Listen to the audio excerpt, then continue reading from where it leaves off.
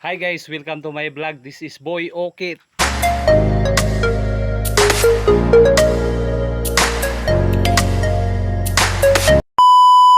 Kung hindi ka pa nakakita ng baboy ramo, papakita ko sa inyo ngayon.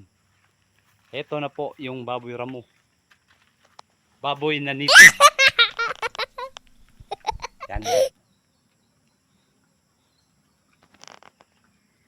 Matataba yung mga baboy natin na nabili guys. Kaya lang medyo malungkot sila dito sa loob ng farm kasi walang walang magbabantay yata sa kanila dito. Isa lang yung nagbabantay sa kanila, yung aso nating si Brownie. So ngayon guys, puntahan natin si Brownie. Brownie, bantayan mo yung mga biik ha. Bantayan mo yung mga biik natin ha. Akong bahala sa iyo, akong magpapakain sa iyo bukas. Papakainin kita ng maraming kanin. Para tumaba ka. Parang papayat mo na. So ito po si Brownie guys.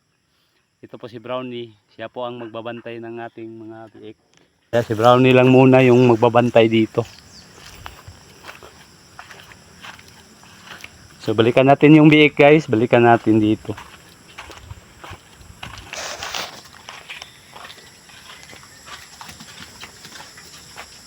Dik.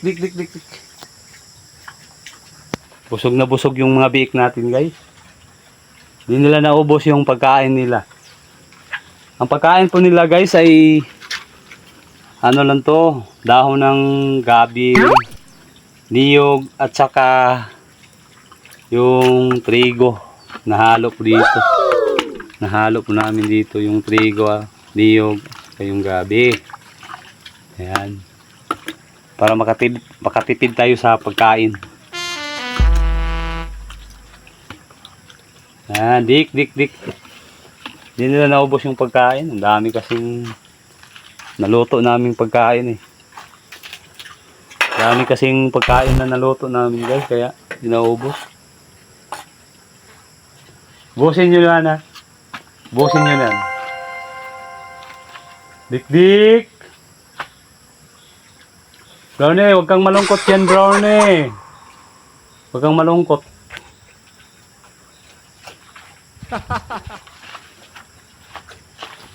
So sa lahat po pala ng aking followers, salamat po sa inyong lahat. Magandang hapon po sa inyong lahat. At huwag kayong